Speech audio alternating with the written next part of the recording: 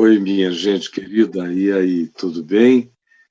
Que alegria estar aqui com você mais um dia, nesses muitos anos, todos os dias com você, acompanhando a vida de milhares e milhares de pessoas cotidianamente, que vão crescendo na fé, na consciência, na raiz, no compromisso com Jesus e com o Evangelho, como a gente tem visto acontecendo durante todos esses anos, todas essas décadas, e aqui particularmente no Papo de Graça, a gente tem visto isso na VEM VTV já por tanto tempo, e não só tanto tempo, mas tanta gente, meu Deus, que vai sendo atingida, e a gente ouve com alegria as histórias, os testemunhos de libertação, de mentes que se abriram, de prisões que saíram, que foram quebradas e partidas, de grilhões despedaçados, de olhos que foram abertos, de entendimentos que foram iluminados e esclarecidos, e uma quantidade enorme de pessoas que começou a andar com as próprias pernas, andar com consciência própria, sem serem mais teleguiados de quem quer que seja, nem os robôs religiosos de nenhuma seita de dominação, de nenhum grupo de controle, andando agora livres, no Evangelho puro e simples, segundo Jesus, de acordo com a vida de Deus em nós. Eu quero ler hoje, iniciando esse dia maravilhoso, um texto de Jesus aqui no Evangelho de Lucas, no capítulo 12, quando mais uma vez ele fala de vigilância, de estarmos com os nossos olhos bem abertos e não cairmos no sono espiritual, não perdermos a esperança nele e na certeza da sua vinda, mantendo a nossa fé ativa. O que mantém a nossa fé genuína, ativada, é a certeza de que ele morreu pelos nossos pecados, ressuscitou para nossa justificação e voltará para a consumação da nossa glorificação e para a libertação da humanidade de todo jugo de morte e de perversidade. Quem tem isso estabelecido no coração não desanima, não se desencoraja, não perde o fervor, o ardor, o compromisso, jamais. É por isso que Jesus repete tanto esse assunto. Ele fala mais disso do que dinheiro, porque ele fala muito advertindo. Ele fala mais disso do que de ansiedade, que é um tema que ele fala longamente a respeito. Ele fala mais disso do que praticamente de qualquer outro tópico de natureza comportamental e ética. Ele fala mais disso do que tudo, porque manter essa realidade viva dentro de nós é o que nos mantém vivos para a realidade, você entendeu? Então, ele começa no verso 35 do capítulo 12, dizendo: cingidos estejam os vossos corpos e acesas as vossas candeias. O que ele está dizendo é, do ponto de vista existencial, espiritual, durmam vestidos e com a lanterna, a lâmpada ao lado. É diferente daquele que dorme vestido com uma arma embaixo do travesseiro. Com Jesus, o apelo é diferente. Durmam vestidos e deixem uma lâmpada acesa ao lado de vocês, porque pode ser que a qualquer momento, inclusive da noite, vocês ouçam a voz do noivo que está chegando, estejam prontos para saírem na direção dele. E aí ele prossegue, dando as ilustrações de como é que deve ser essa prontidão, essa vigilância, esse cuidado. E ele exacerba os cuidados. Ele diz, olha, vocês têm que estar atentos, porque a vinda do Filho do Homem vai ser como um ladrão que não manda avisos de que vai chegar. Ele simplesmente vai chegar. E ele chega para a gente quando ele voltar, e ele chega para a gente todo dia, porque tem todo dia gente indo para ele. Todo dia ele está chegando para alguém, para milhares, para milhões do mundo inteiro. E a palavra é a mesma, estejam vigilantes do mesmo modo. Vocês não sabem a hora em que ele virá, tanto quanto vocês não sabem a hora em que vocês irão para ele. Por isso, durmam vestidos e andem com luz iluminando o caminho escuro o tempo todo. Fiquem apercebidos, porque a hora em que não cuidais, isso vai acontecer. Aí então Pedro pergunta, Senhor, proferes esta parábola para nós ou para todos? E pensou que era uma coisa particular, meio gnóstica. Jesus responde então a ele, quem é, pois, o homem, o mordomo fiel e prudente, a quem o seu Senhor confiará todos os seus conservos, todos os seus recursos, para ele, esse servo fiel, dar sustento a esses que são aqueles a quem o Senhor entregou para serem cuidados, bem cuidados por ele. Quem é essa pessoa, Pedro? Eu estou falando com quem tem essa disposição de, recebendo tudo isso antecipadamente, todo esse conhecimento, toda essa informação é a informação de que ninguém sabe quando, mas saber que ninguém sabe quando será, já é uma informação extraordinária.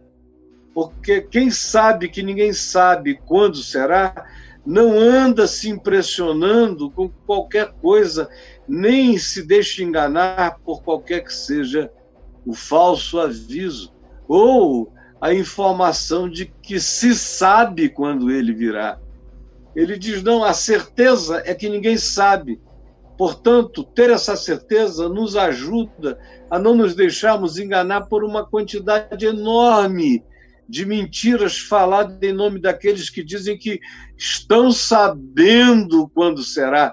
É mentira toda vez que vocês ouvirem isso.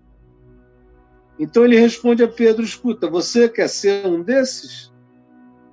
Então preste atenção, porque quem quiser ser esse mordomo fiel e prudente, a quem o Senhor confiará os seus conservos para dar-lhes sustento a seu tempo, quem quiser ser, é esse que mantém os olhos bem abertos.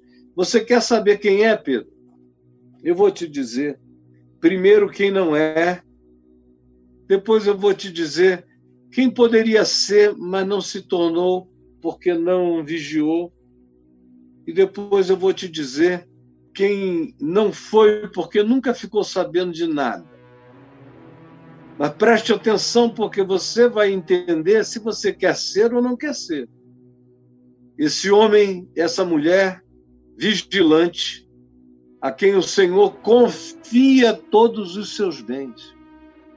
Confia os seus servos e conservos. Confia os cuidados do seu reino, no tempo presente, na história.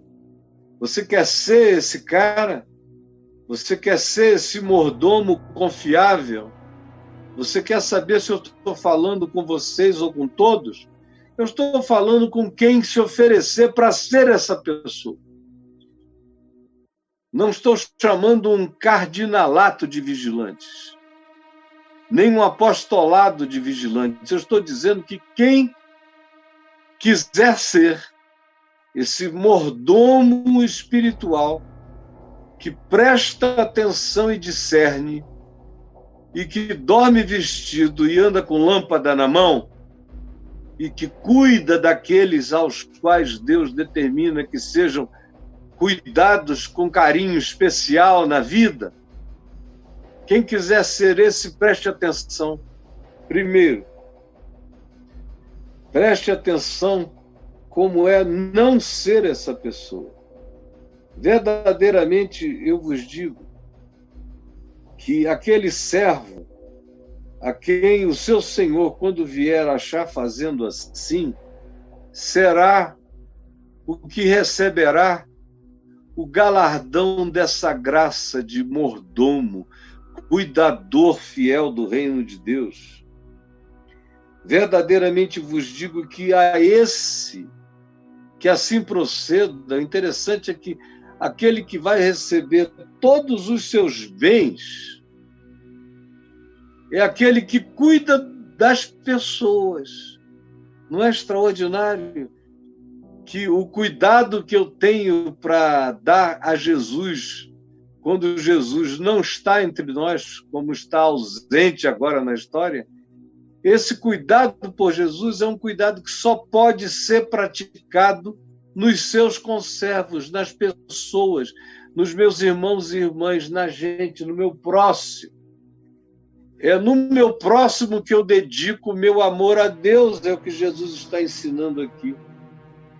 Esse que cuida dos seus irmãos, dos seus servos e conservos, é esse a quem o Senhor, quando voltar, vai fazer assim.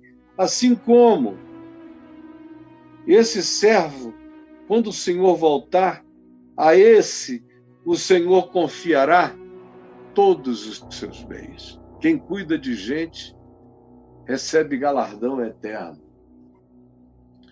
Quem procura galardão eterno sem prestar atenção em gente, vai ficar vazio quando o Senhor voltar. É cuidando do próximo que o meu galardão é garantido. É cuidando supostamente de galardões futuros e não enxergando o próximo que eu me corrompo enquanto eu espero ou a minha ida para o Senhor ou a volta do Senhor para mim.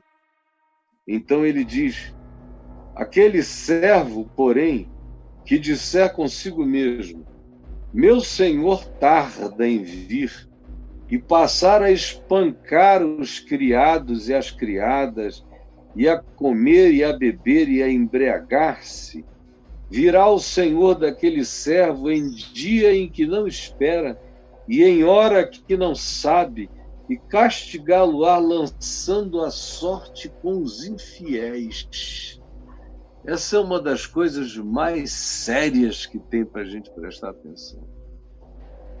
É o que pode acontecer de desmobilização no coração daquele que um dia foi servo da esperança, servo da fé, servo do Evangelho, e manifestava isso no trato dos seus irmãos.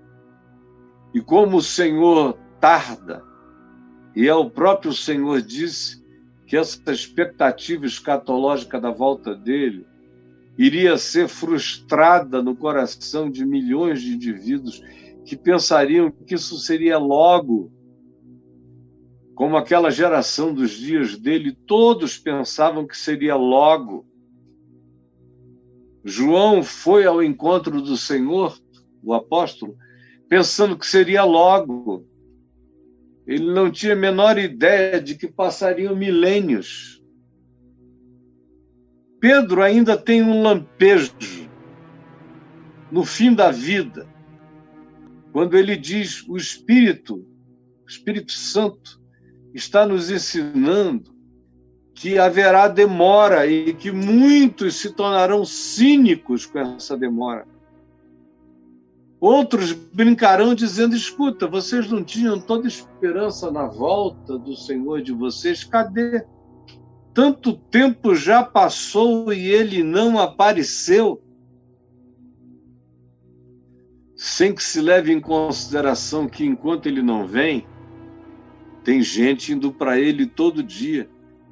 E o mesmo preparo para encontrar com ele quando sou eu que vou, é o preparo que eu tenho que ter para esperá-lo quando ele vier. De modo que tanto faz como tanto fez, o preparo é o mesmo. Não há variação. Então ele diz: quem cuida de gente vai receber o galardão quando ele voltar. Mas haverá aquele servo, ou aquele tipo de servo, que vai dizer consigo mesmo: meu senhor tarda. E então ele vai perder a esperança, vai perder a reverência para com o próximo. Geralmente são pessoas que só obedecem a Deus por causa de mandamentos, temores, escatologias, promessas, datas, ocorrências, vigilâncias pré-determinadas que podem se desfazer, se esvair, podem se desidratar diante dos sentidos humanos, podem não acontecer conforme a elaboração da espera, conforme a escatologia desenvolvida, conforme a construção concebida pelo indivíduo. E aí, quando ele não vem conforme a projeção, conforme a escatologia, conforme a sistematização, conforme a esperança humana, o que acontece é isso aqui. O cara começa a dizer: não, isso não é verdade. Aí começam a arranjar soluções paliativas. Não, Jesus não vem fisicamente, não. Ele só está presente quando 2 ou 3 se reúnem em seu nome e oram. Ele está no meio deles. Aí, nesse dia, ele voltou para esses que o invocaram. Ou quando você morre e parte, quem sabe você vai encontrá-lo. Agora, essa coisa dele voltar para a história humana, pior do que isso, se ele voltasse sutilmente dentro de uma casa, num deserto, nascesse numa manjedoura outra vez, fosse aparecendo devagar, quem sabe ele pudesse até nos conquistar. Mas essa ideia de que ele vem com poder e glória nos céus é um negócio grandioso demais, é nave-mãe demais, é apoteótico demais. E depois, agora, a gente sabe que, para além das nuvens, o que tem é o resto do universo.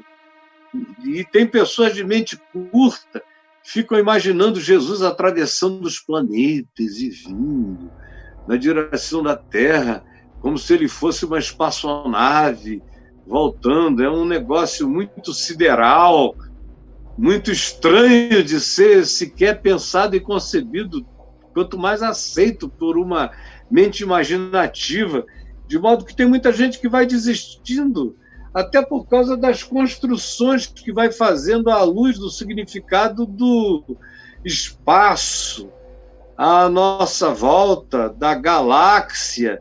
Tudo mudou na mente do homem contemporâneo. Ele não concebe, tantas vezes, que Jesus não tenha que vir de lugar nenhum, que a volta do Senhor seja só o aparecimento, ou seja, como diz o texto grego do Novo Testamento, seja só a parousia, ou seja, a aparição, que ele pode estar aqui, como eu creio que está, na dimensão ao lado, e vai haver uma parousia, vai haver uma aparição, mas não é uma viagem intergaláctica. Mas seja qual seja a desculpa da desesperança que tome conta da pessoa, você conhece uma quantidade enorme de gente que perdeu a esperança nisso tudo aqui. Eu conheço pastores aos montes que perderam, que disseram: meu Senhor tarda. Outros disseram: quer saber, esse negócio de volta de Jesus não vai acontecer. Enganados que estão quanto ao fato que eles, todavia, vão encontrar com Jesus em alguns poucos anos. E o que eles decidiram não fazer de preparo para a volta do Senhor que era o que os prepararia para o encontro do Senhor, quando eles próprios forem, os fará serem encontrados nus, ao invés de vestidos e com luz na boca. São os que dizem: o meu Senhor tarda. E aí eles mudam de comportamento. E você já viu isso, viu em toda a história do cristianismo. Pessoal que perdeu a esperança da volta do Senhor, ou perdeu a esperança da transcendência, que vive só para o tempo presente, só para os poderes amealhados aqui e agora, entre o berço e a sepultura. Essas pessoas, quando perdem essa alegria de que estão indo para o Senhor, ou o Senhor está vindo para elas, elas passam, se estiverem numa posição de controle, de liderança, são aqueles que passam a explorar o povo, como você está vendo para todo lado. Milhões de exploradores do povo no Brasil e no mundo inteiro, em toda a terra. Esses que exploram, maltratam, abusam do povo são aqueles que não creem na volta do Senhor. E não creem mais também nem no encontro com o Senhor, nem na eternidade. É gente que só abusa do jeito que abusa, rouba do jeito que rouba, fazem todos os enganos que podem conceber para enganarem esse povo completamente ignorante e, além disso, desejoso de ser enganado. Esse é que é o auto-engano, essa é que é a perversidade. De um lado são ignorantes, de um outro lado não querem não ser ignorantes. Gostam de ignorar para se entregarem a qualquer loucura que lhes seja proposta, porque não gostam de pensar, não gostam de entender. Preferem entregar a vida a um condutor maluco do que eles mesmos entenderem o que está acontecendo. Então, caem nas mãos desses que perderam a esperança e passam a espancar, a abusar, a tratar os demais como se fossem criados deles. Que é o que a gente vê também acontecendo, você não vê? Os crentes da maior parte dessas igrejas serem tratados como se fossem criados desses supostamente servos que deveriam cuidar deles e não cuidam. Passam a espancar, a tratar mal, a infligir sobre eles o tratamento de criados que são perversificados pelos seus donos. Também se entregam a toda sorte de lassidão, entregam-se a uma vida de bon vivant, tudo para eles é do bom, é do melhor, as melhores casas, os melhores resorts, os melhores prazeres, o maior dinheiro possível que consigam amealhar, se entregam ao comer, ao beber, ao embriagar-se, a perder a lucidez. O povo não sabe como eles vivem, mas é assim que eles vivem. E você sabe que eu sei como você vive, porque eu sei quem é você. Então virá o Senhor daquele servo. Como eu tenho visto o Senhor voltar para tanta gente que vive assim e cuida dos outros assim. E o meu coração se enche de agonia quando eu vejo algum deles partir. Quando eu vejo algum deles ir embora. Me dá uma agonia. Eu digo, meu Deus, esse cara foi nu na treva, não estava vestido e com lâmpada na mão, não estava cingido para encontrar contigo. O Senhor virá. Em dia em que ele não espera, ele é levado. E em hora que ele não sabe. E ele é castigado. E a sorte dele é lançada com a dos impiedosos, a dos perversos, com a dos deliberadamente infiéis. Ele cai nesse ambiente, ele cai nesse nicho infernoso. o que é uma coisa horrorosa. Eu não quero nem conceber o significado disso aqui na sua extensão prática. Isso é só uma parábola, mas imagina o significado real, não metafórico, não parabólico disso. Eu não quero conhecer nem interpretar isso até o fim. Também tem outro tipo de servo, ele diz. Tem aquele servo que conheceu a vontade do seu Senhor, que foi instruído em tudo, ficou sabendo, sim. Não pode dizer que nunca ficou sabendo como você. Você está ferrado agora. Danadaço. Porque você está sabendo. Você não tem mais desculpa. E ele fala com esse servo que soube a vontade do seu Senhor e não se aprontou. Não se vestiu e não pegou a lâmpada na mão. Soube a vontade do seu Senhor, mas se lhe entregou ao relaxamento, à preguiça espiritual, ao desinteresse. Não se aprontou nem fez segundo a vontade que lhe foi revelada. Esse será punido com muitos açoites, mas não será entregue à mesma sorte dos infiéis. Será apenas objeto de uma disciplina que não é perene, é apenas com muitos açoites, mas termina. Existe ainda uma redenção para esse que ficou sabendo e não fez nada.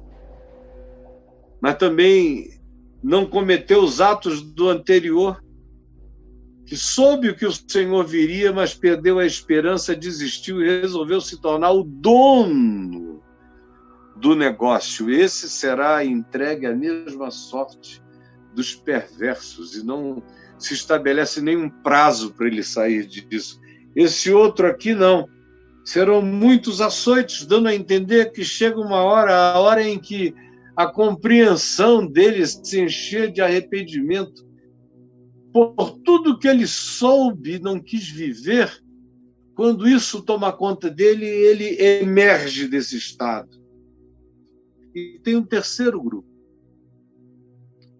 É aquele, porém, que não soube da vontade do seu Senhor, nunca ficou sabendo de nada. Totalmente alienado, totalmente ignorante. E fez coisas dignas de reprovação.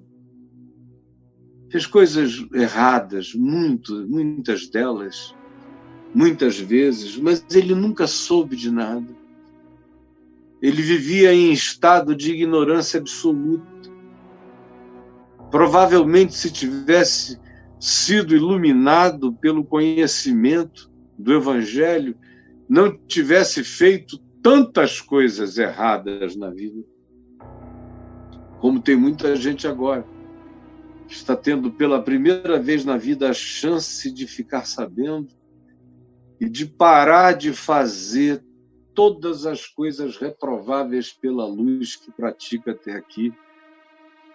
A minha oração é que a iluminação dessa palavra chegue e o coração de muita gente seja salvo da ignorância que caminha em escuridão, em treva. Aquele, porém, que não soube, que nunca foi informado e fez coisas dignas de reprovação, esse levará poucos açoites, poucos. Mas aquele a quem muito foi dado, que é o seu caso, muito foi dado, você está recebendo um absurdo de informação, de revelação, de graça, de luz, de palavra, de evangelho, entendeu? Aquele a quem muito foi dado, muito será exigido. Você não tem mais permissão para andar nu na escuridão. Não tem permissão para dizer está demorando. Então, quer saber? Eu vou tomar posse desses que são os servos do meu Senhor e vou fazê-los trabalhar para mim, para me enriquecerem, para eu viver a vida que vivem aqueles que não estão esperando nada dos céus, que existem apenas para a terra. Ou então, daquele que sabia tudo, mas resolveu dormir, se alienar, se distanciar e que receberá muitos açoites, mas um dia sairá. Agora a gente encontra aquele que não sabe nada, o alienado, que está numa situação infinitamente melhor do que o instruído que nada faz, ou do que o instruído que, mesmo sabendo o que faz, abusa do seu próximo e o trata como sua propriedade, como seu bem, como sua commodity. Esse que não sabe de nada, que fez coisas dignas de reprovação, levará poucos açoites. Mas aquele a quem muito foi dado, muito lhe será exigido. E aquele a quem muito se confia, muito mais lhe pedirão. Esse é um texto que está na minha alma desde os primeiros dias da minha fé. Ele é tão simples de entender que você não precisa nem de explicação. Ele é óbvio. E a vida inteira, à medida em que eu ia sabendo, discernindo, compreendendo, entendendo, meu coração foi se enchendo mais de temor e de tremor. Graças a Deus, mesmo em dias de profunda desesperança, eu nunca espanquei o meu próximo, nem abusei o meu próximo, nem o fiz trabalhar para mim, nem o explorei, nem me enriqueci às custas dele, por misericórdia divina, por causa do temor e do tremor dessa palavra do Evangelho e de tantas outras idênticas a ela. Também, mesmo em qualquer que tenha sido o meu pior dia, eu nunca achei que poderia descansar e fazer de conta que eu não sabia. Por isso mesmo, nas piores horas, o que eu resolvi fazer foi escrever livros sobre esse dia, essa hora, sobre esse encontro, sobre essa verdade, sobre a inexcusabilidade desse fato e dessa informação e dessa certeza e dessa garantia. E no meu coração sempre houve toda a compaixão por aquele que não sabe nada, que está numa situação infinitamente melhor do que a de papas, teólogos, pastores, apóstolos, bispos, acadêmicos de Deus, alguns sabendo tudo e em total indiferença existencial, em cujos corações a esperança morreu e eles dormiram. Outros sabendo tudo, mas cansaram para si mesmos e no coração a esperança faliu, mas não faliu o oportunismo dos negócios. E então o que antes era uma esperança que deveria promover cuidado por aqueles que nos foram confiados, passou a ser a oportunidade de explorar essa gente que nada sabe de coisa alguma. E há esses aqui, objetos de toda compaixão, que nunca souberam de nada, fizeram muitas coisas erradas, levarão poucos açoites, mas serão acolhidos por toda a misericórdia de Deus. Agora, eu não estou falando com ninguém que, de um modo ou de outro, não saiba o que eu estou dizendo. Não saiba, você sabe. Por isso é com você que eu falo agora, que aquele a quem muito foi dado, muito lhe será exigido. E aquele a quem muito se confia, desse muito lhe pedirão. Eu sempre me incluí nesse grupo aqui, de gente que ficou sabendo de tanto, tanto, tanto, que recebeu confiança divina, tanto me foi confiado, tantos dons, tanta graça, tanto entendimento, tanto conhecimento, tanta sabedoria, tanta compreensão, ao mesmo tempo, tanta responsabilidade, tanto juízo, tanta possibilidade inexcusável de receber um julgamento em relação ao qual eu não tenho nada para dizer em contrário, porque eu não posso dizer que não sou. Eu sei, sempre soube, sempre saberei. Por isso, muito me tem sido confiado, tanta graça e tantos dons. Por isso, eu não tenho desculpas a não ser, mesmo que canse você, mesmo que eu não seja campeão de audiência, mesmo que eu escolha os temas que ninguém quer ouvir, mas eu estou aqui, vestido e com lâmpada na mão, andando como Diógenes de Atenas, ao meio-dia, gritando: será que alguém entendeu? Será que alguém entendeu? Será que alguém entendeu? Jesus, permite, por tua misericórdia, que alguns estejam entendendo, estejam acordando, saindo da letargia, ou dessa tentação que conduz ao abuso, à dominação, ao controle, à utilização do próximo como servo do nosso capricho, praticado em nome de Deus e de um Cristo que nós não cremos mais que volta. Tem compaixão desses que, em sabendo de tudo, todavia, entraram em estado letárgico de sono, de desânimo. E tem compaixão desses que praticam coisas equivocadas sem saber, por ignorância. E eu te peço que eles sejam iluminados hoje, que haja deles aqui me ouvindo e que a tua palavra lhes seja luz. É o que eu te imploro, em nome de Jesus.